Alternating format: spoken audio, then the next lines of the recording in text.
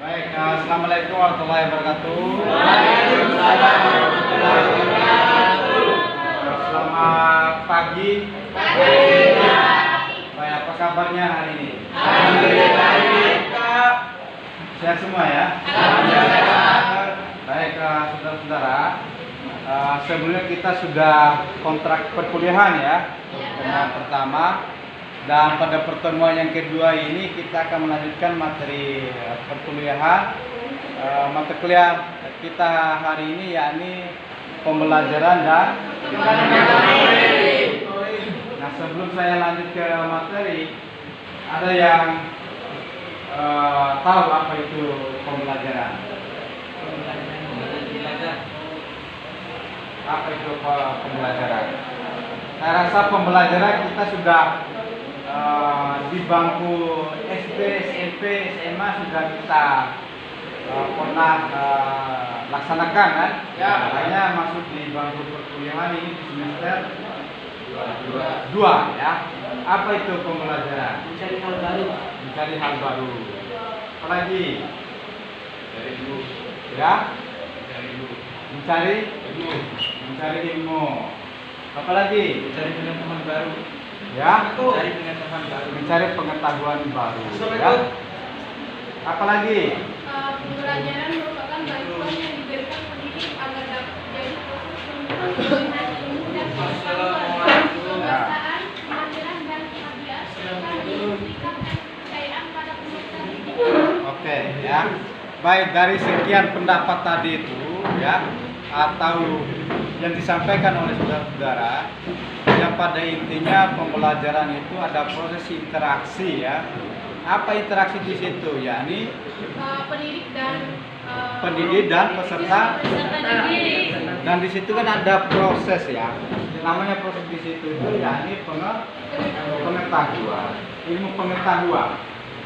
Yang sebelumnya pengetahuan itu mengenai perkembangan motorik belum dipahami oleh peserta didik. Peserta didik itu boleh siswa, boleh mahasiswa, ya, mereka peserta didik, ya.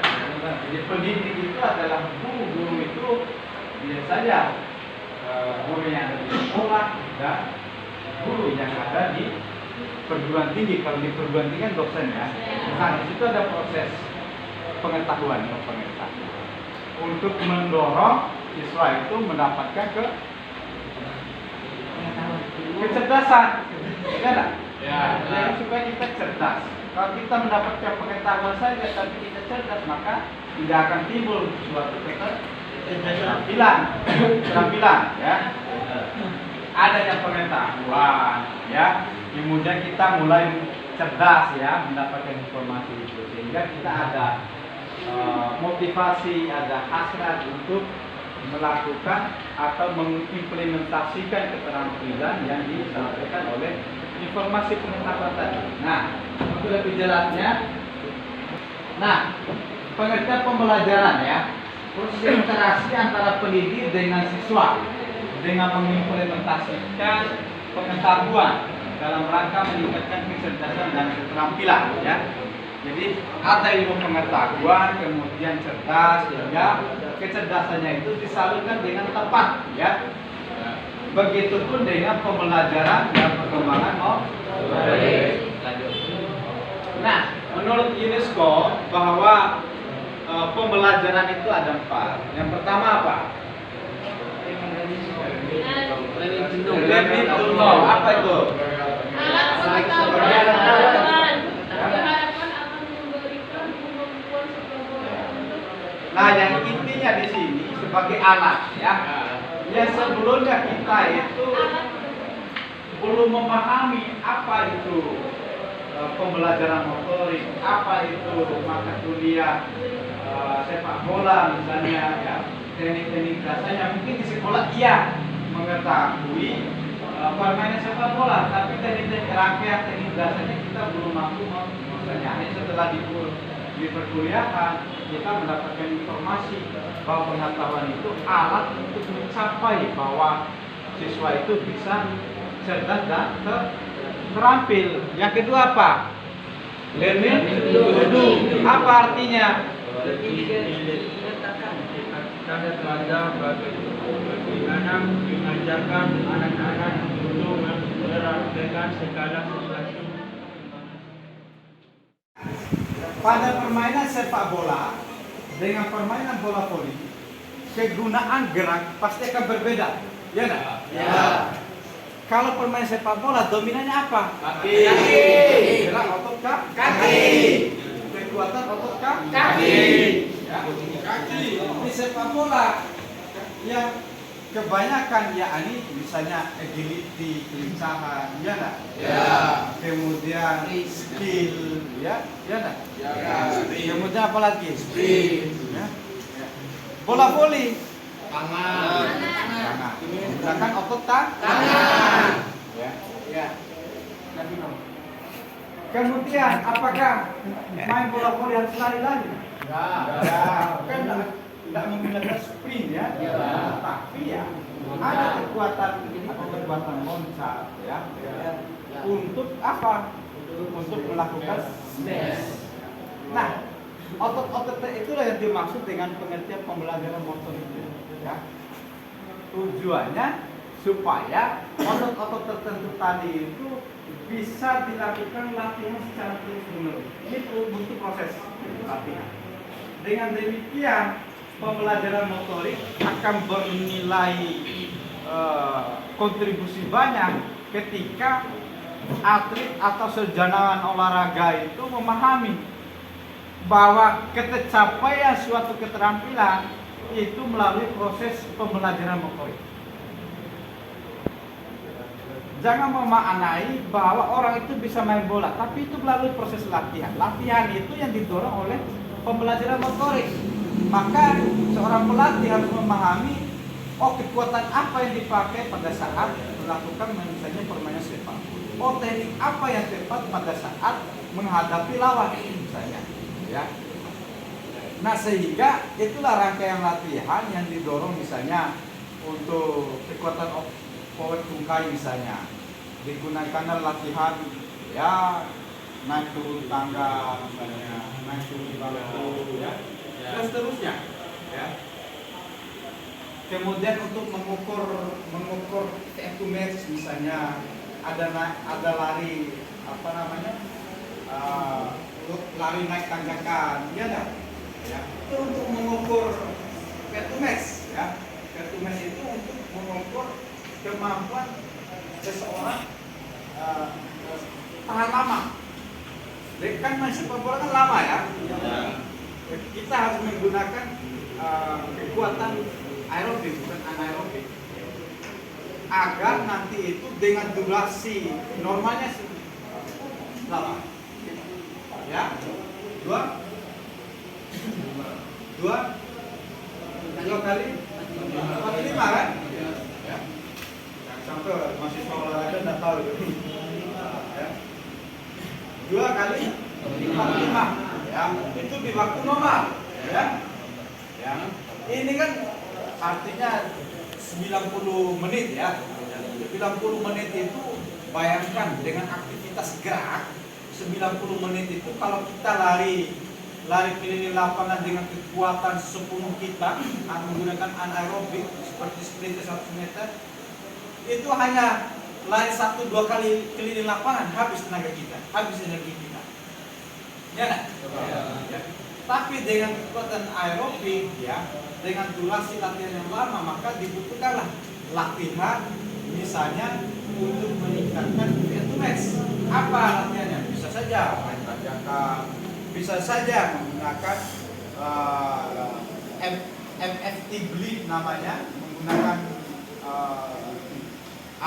alat audio visual itu video itu bukan video tapi semacam audio ya pendengaran menggunakan tim itu dia menggunakan level ya ada level 7, 8 pengulangannya satu level itu bisa saja 8 kali dengan jarak 20 meter ya. Itu mengenai fitness. Nah tanpa mengetahui pembelajaran motorik maka lari pun orang tidak akan tahu ya. Misalnya latihan agility pun orang tidak akan tahu ya. kelincahan misalnya. Kelincahan bisa saja dengan lari zigzag gitu ya kan. Kemudian apa tujuan dari pembelajaran motorik? Ada yang tahu? Ya, Tuhan. Keterampilan motorik bisa berguna bagi kehidupan dan karir seseorang di berbagai lapangan kehidupan yang berfaedah sesuai dengan bakat, kecenderungan, dan potensi. Penguasaan keterampilan motorik yang baik bisa didaya gunakan seseorang untuk meraih prestasi yang gemilang di bidang olahraga. Nah, keterampilan motorik bisa berguna bagi kehidupan dan karir seseorang di berbagai lapangan kehidupan yang berfaedah sesuai dengan bakat kecenderungan. Ya. Nah, pembelajaran motorik itu tidak hanya dikhususkan untuk orang-orang olahraga, tidak. Ya. Tidak saja di instansi tertentu itu menggunakan kegiatan olahraga untuk meningkatkan sehat jasmaninya, ya. Yang dari awal mereka tidak tahu, ya senang, ya enggak, ya. Tapi secara rutin, ya itu namanya pembelajaran motorik, ya. Awal-awalnya mereka mungkin instansi yang lain itu tidak memahami bagaimana senam aerobik itu, ya, untuk meningkatkan derajat sehat supaya pekerjaannya ya bisa tersalur. Orang yang sehat itu ya tidak hanya sehat kecerdasannya tapi sehat jasmaninya. Jasmani itu mempengaruhi cerdasnya orang, keterampilannya orang, rohaninya orang. Ya kalau jasmani sakit. Gimana? Ada yang berpendapat? Kalau jasmani sakit, orang bisa beraktivitas normal? Ya. Apa alasannya? Staminanya kurang, ya, mengalami kurang sehat, ya. Apalagi kurang energi, ya, minum energen, misalnya. Kurang percaya diri, ya kan? Ya. Gimana orang bisa bekerja bersemangat sedangkan dia tidak sehat? Pagi hari biasanya kita semangat. Jadi orang yang tidak sehat, ya jalannya akan loyo, ya kan? Ide-ide kreatifnya tidak berkembang, gitu, ya kan? Ya. Kalau tidak sehat itu, jadi bawaannya ya istirahat, bawaannya tidur saja. Padahal tidur itu bukan memberikan kesembuhan secara utuh, ya. Sakit itu harus diisi energi itu kembali. Tidak hanya istirahat tidur, tapi ada pola hidup, ya kan? Ya, ada pola makan, ada pola olahraga. Makanya kebanyakan dokter pun menyarankan harus pola hidup sehat, gitu.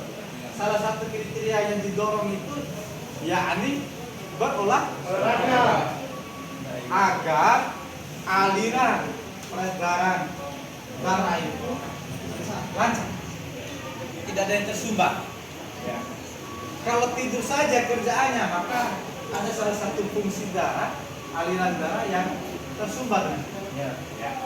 Tapi dengan berolahraga, darah itu mengolah, ya sesuai dengan olahraga, ya. Mengolah terus menerus, ya. Tapi hati-hati juga berolahraga berlebihan, ya.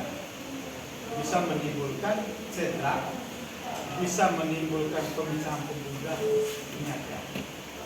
Makanya olahraga itu sesuai dengan target dan kemampuan. Ya. Jangan targetnya berlebihan. Misalnya kita yang pemula, kita pengen lari, misalnya 2000 meter. Kita pemula, ya. Ya lari saja. Misalnya 200 meter, 400 meter. Nanti setiap harinya peningkatan. Ya. Akan berbeda kemampuan siapa? Ajas dengan kalau yang atletik.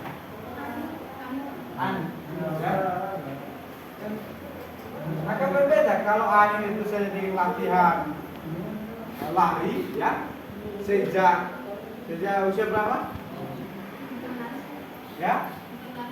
Apa ya? Lempar lebing ya, misalnya lempar lebing. Kalau ini bisa saja dia lempar mangga. Karena di kampungnya banyak pohon mangga, gitu ya. Ya, karena di kampungnya banyak pohon mangga, akhirnya biasa lempar mangga. Tapi disuruh lempar lebing kan itu pakai teknik. Ya, akan berbeda dengan kemampuannya si Ani ya. Ya. Gitu. Sehingga dia punya target. Kalau targetnya dia ini mangga, kalau targetnya dia melempar sejauh mungkin supaya mendapatkan raihan prestasi terjauh, gitu. Supaya keluar sebagai juara. Ya. Jadi lempar pun ke depan, tidak boleh lempar ke samping. Samping itu boleh saja kiri kanan, gitu. Jadi lemparnya ke depan. Ya. Kalau mangga kan bisa lempar ke samping, kanan, ya. Ya kalau mangkanya jaraknya 2 meter, tak mesti dilempar, naik aja. Ya, ya. Nah itu mengenai tujuan daripada keterampilan motorik itu berfaedah pada peningkatan kemampuan saudara-saudara, meningkatkan derajat sehat, ya. Bila sehat jasmaninya, orang akan produktif, orang akan kreatif, ya, maka akan mendorong kemampuan, kecerdasan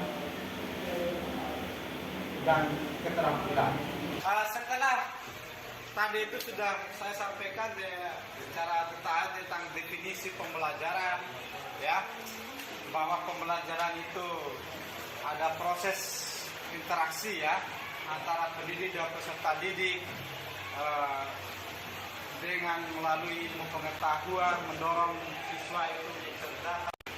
Kemudian pembelajaran motorik itu mendorong pembelajaran untuk mengetahui, ya, keterampilan siswa, ya, agar nanti terampil lebih cerdas untuk menyalurkan kemampuan.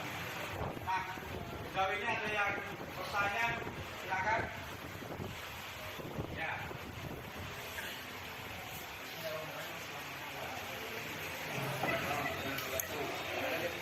Jelaskan bagaimana belajar keterampilan gerak fisik dalam pembelajaran motorik.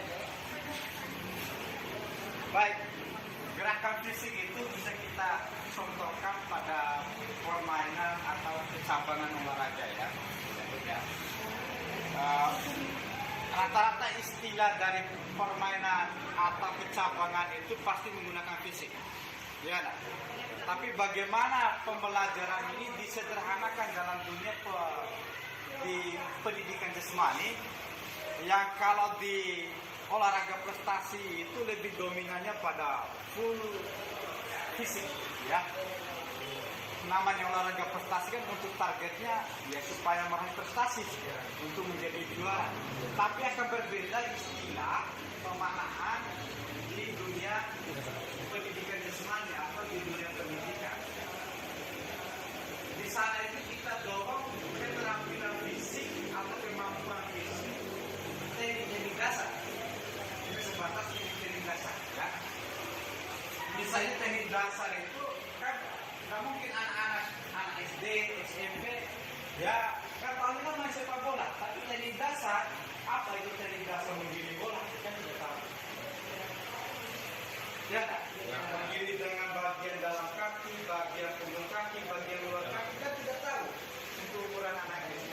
Sedangkan anak SD, ya, orang seusia saudara tanpa melalui ikut sekolah sepak bola atau dunia, maka tidak akan bisa membedakan. Ya. Teknik menggiring bola itu bagian dalam kaki, luar kaki, dan